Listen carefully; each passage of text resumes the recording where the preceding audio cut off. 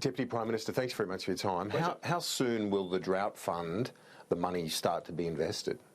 Well, very, very soon, and certainly had the bill been passed when it first went into the Parliament, the money would have already been invested, and they're saying that $67 million of interest has been lost. But the fact is, it's gone through the House of Representatives. That's important. The fact is, we've always supported our farmers. We will continue to do so. And it's the centrepiece of a suite of measures totalling $7 billion that we've put on the table since this drought began, and we will continue to monitor the situation.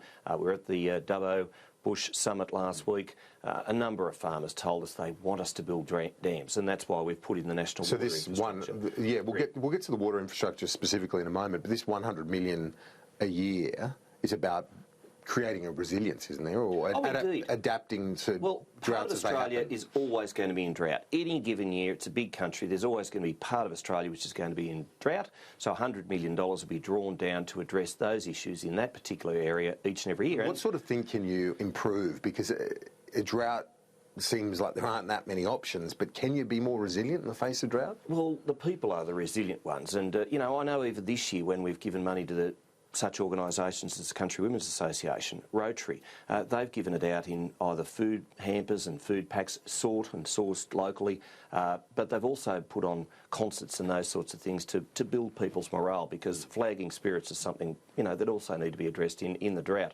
Our country people are the most resilient people in all of Australia, but they do need a bit of a leg up sometimes, and those organisations like Rotary, like CWA and others have really come to the fore on the back of that money that's been issued to them by the government. And it is a lot each year, but obviously it's something that Labor has backed, although they haven't backed the source of the funds, they back the spend. Well, they had to be dragged kicking and screaming to the table last night, and I know Tony Burke's a good fellow. I know he is. I know he's been out to Griffith. He's looked at the irrigators in the eye during the Murray-Darling Basin, the meetings where they were pretty fiery in every sense of the word.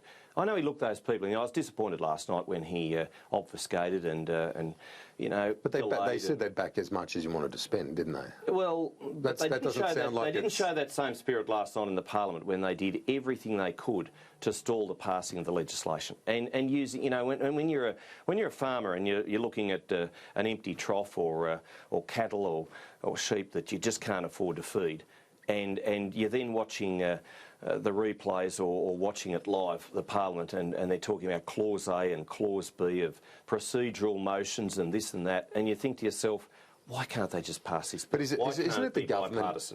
Wouldn't you say it's some people would say it's the government playing politics with this, because you've demanded this fund come from an infrastructure spend, but Labor has said they will back whatever envelope of money you want to spend on drought, and yet you're saying they're against the farmers, they're not on board. But really they are, aren't they? Eventually they came on board, but they had to be kicking and dragging and screaming, brought to the table to do that. I mean, they should have just said, when it was passed on February, when it went through the House of Reps in February, they should have backed it then. They didn't, and we could have been in a much better position now had they backed the legislation in the last Parliament. They did not, and let's see how they actually act when it comes to the Senate this time. Many of the people, as you said, that in the towns affected by the droughts, and it affects the whole community. It does. Obviously. Not everyone. Affects the whole nation. Well, sure it does, but not everyone in those towns and regional areas are on farms. They're unemployed. Barnaby Joyce is saying that there should be an increase to New Start, because it's these very people that you want to support on the one hand are struggling on New Start on the other. What do you say to that? There are jobs out there in regional Australia, and there are good paying jobs, and what I think we do need in this country is a more mobile workforce, and so people have to be prepared to move, sometimes out of their comfort zone, out of their hometown, and move to the next town to take a job. There are jobs there. It's just that you're not always going to get your job in the hometown that you've grown up in. You're not always going to get the job that you actually want for the right here and now. But a job, any job, will be better than none at all, and it'll be better than living on welfare. And certainly with New Start, it is that stopgap. It is that safety net measure. It's not meant to be a living wage as such. So you wouldn't support an increase? Well, what I do support is more jobs growth, and we've already, through business, helped create the economic conditions to grow. But doesn't New Start, it has to be a level where people can at least feed themselves, dress themselves, pay for accommodation.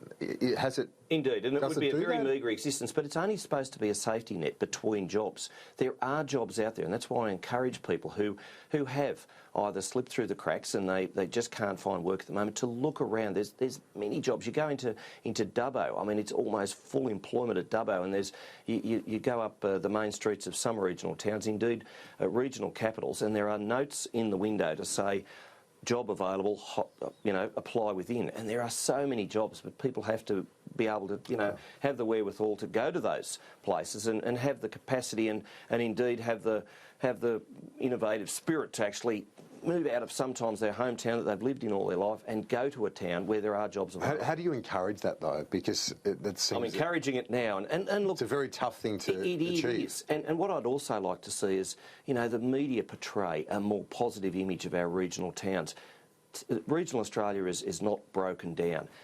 It is actually going, not drought notwithstanding, it is actually going reasonably well, despite the drought, and that's on the back of the $100 million that we've given to 110 councils, so $1 million each to 110 councils. That's helped generate money, keep jobs in the town, and we'll continue to monitor the situation very, very closely and back our farmers, but also back all those people in regional Australia, particularly business. So you'll monitor the New Start level. Is that what you're saying as well? Well, we monitor everything, and when you've got a stronger economy... You're open to it. Yeah. Well, you've got to be always open to everything. And but the fact is, we went to the election with our policies. We were elected on our policies, and and one of those big frameworks was actually growing the economy. When you can grow the economy, you can do lots of things. On the water infrastructure you touched on earlier, do you see the necessary dams and that infrastructure for regional areas? Is that part of this drought fund? Will it be funded by that $100 million a year? No, this is a separate... It's separate, and we've got a National Water Infrastructure Development Fund. There's $1.3 billion in it. It's topped up by $500 million late last year. And what's the priority on that? Building dams. But what dams? Have you got any on? Emu Swamp Dam. I've spoken to Anthony Lynham, the Water Resources Minister in Queensland, just the other day. Had a meeting, face to face, eyeballed him. I want them to get on board and build this dam in the granite belt. It will grow agriculture. It will have stock and domestic usage. There are dam projects that will also mitigate against floods. Rookwood Weir, I want the Queensland government to get on board. Delighted that John Barilaro has come out and said, he wants to build dams. We need the states to get on board with us. We've got the money there. We've got the spirit to do it. Let's do it. On a couple of other issues, the farm trespass laws that you want passed, this is an area, of course, where the states would have most jurisdiction, isn't it, in terms of prosecuting trespassers? Indeed, and New South Wales came out with very heavy penalties, very heavy fines just yesterday. I commend Adam Marshall for his foresight to do that and to push that through the Parliament. Do you feel that there's still going to be enough scrutiny in terms of farm practices with a crackdown of this sort? That's why with our laws we want to make sure that those people who are encouraging others to break the law, they're also prosecuted. Sure. We want to make sure that we use every capacity that we have to get those people to stop doing what they're doing, and if they do it, they show flagrant disregard for the law, then we'll penalise them too. But you're talking about farmers who might be breaching animal standards and so. But what about farmers? In terms of animal standards? I know they're among the best in the world, but there are.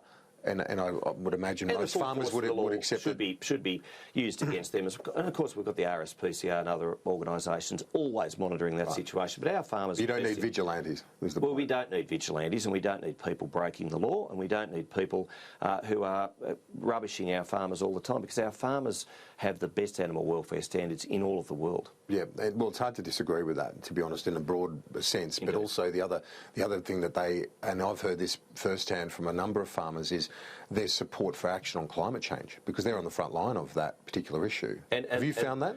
Absolutely, and they've been adapting to these sorts of circumstances well before city people even realised it was an issue.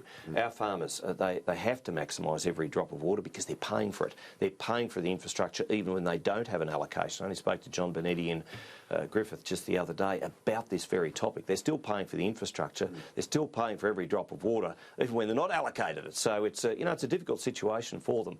They're managing despite the drought. They're managing despite the fact that there are animal activists out there. They're managing despite the fact that some city people think they're environmental environmental vandals, and they're getting on with the job of. But it's interesting, as the Prime Minister has said, they are environmentalists, many farmers, but are they ahead of the National Party in some respects in terms of their view on climate change?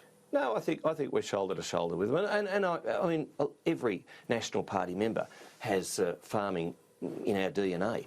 We understand the challenges that they face. We're certainly, by the very nature of the Murray-Darling Basin Plan, which is an environmental document, we're living that with them each and every day, and we live in the communities. We face them every single day. So we're very aware of the situation, and our policies are very much in train with that. Well, they certainly held up well at the election, didn't they? You held all your seats. Just finally, on the Parliamentary Joint Committee on Intelligence, recommendations when it comes to the exclusion order for foreign fighters.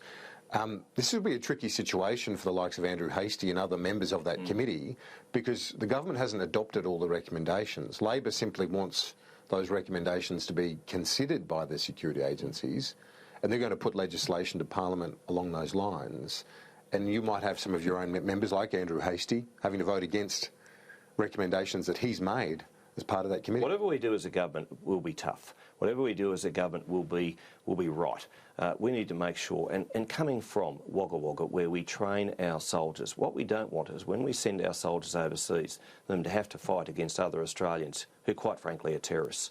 And we want to make sure. You're making that prospect more likely, though, with the exclusion order. Why not bring these individuals back and put them in jail? We're having an exclusion order for 2 years, and we want to make sure that they face the full force of the law. We want to make sure that the others who may think that this is the right thing to do, they're discouraged from doing so in the future.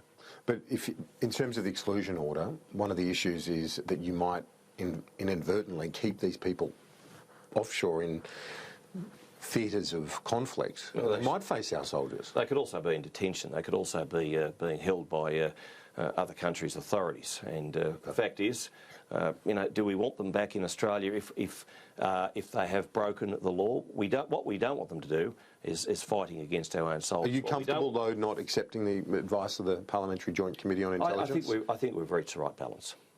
Deputy Prime Minister, thanks. Thanks, Kieran.